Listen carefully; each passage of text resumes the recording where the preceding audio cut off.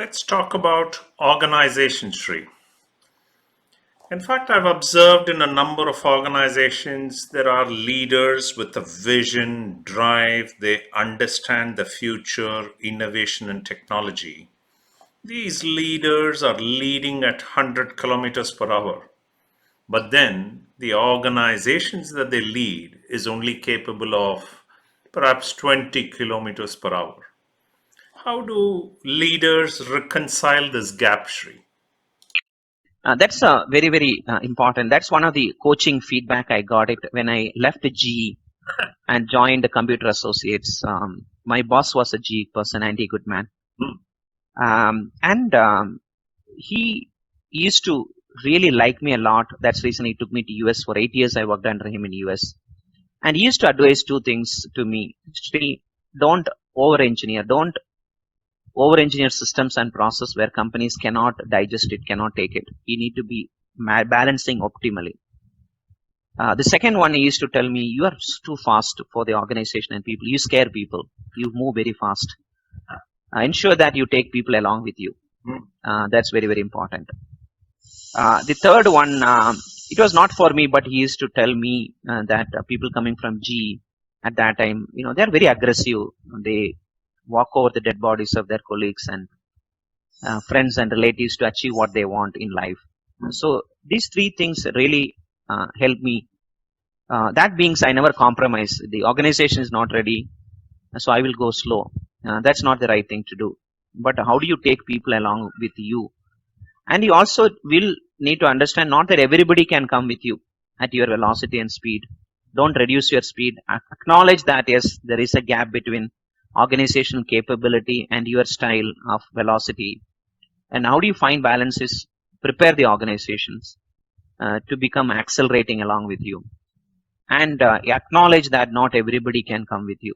I'm not telling others who cannot come fire. I'm not telling.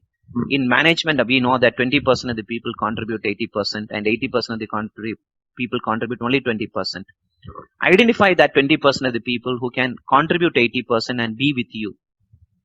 And raise the bar and stretch the goal for others to follow through that. Then, if you ask me this question 10 years back, I said the people who are lagging behind, let them leave, fire them. But today, I have more heart than ever before. Last 10 years, I learned lessons in life that you cannot be popular in organization, you cannot do everything, but the 20% of the people will run with you and make a difference. But how do you care and nurture and be sensitive to the 80% of the people and give opportunities, coach them, mend them, and it's okay. You cannot contribute the way, but it's okay. But make him also understand where he or she stands. If that person believe I'm contributing greatly, but you are not appreciating, I said that's absolutely no. He also need to aware that where he or she stands, I'm okay. He can be part of my team or she can be part of my team, but that awareness and acceptance is very important. So these are two, three things I will do it. And at the end of the day, the team is more important than the leader. So how do you take the team along with you? And that's very important. Yeah. Excellent. And this is extremely useful, Sri. And given somewhere in the middle you mentioned storytelling, let me round off this conversation with a story. You have your children.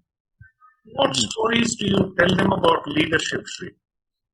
Yeah, it's a great question. The leadership stories. I liked one of this. That's what I tell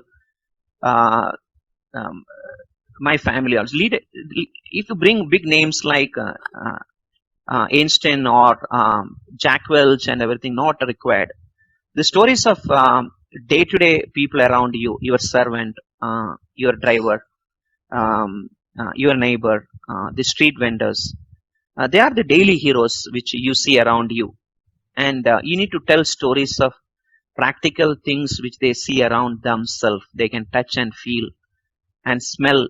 That kind of stories are powerful. If I tell Jack Welch and Abraham Lincoln, that's okay. They've learned in their schools. That will happen. But that's what I like it. I tell one of my senior partner mentioned, who is your role model? What kind of stories you like to hear from your role model? He said, my role model is the person whenever I walk to office, in the reception, there's a security guard. He smiles every day, greets me. He taught me how to smile. He told me he's a hero for me because he taught me how to smile.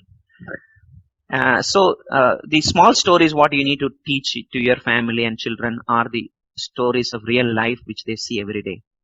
It can be your grandmother, it can be your father, your sister, brother, the vendor, street vendor, or the electrician or the plumber comes to your home.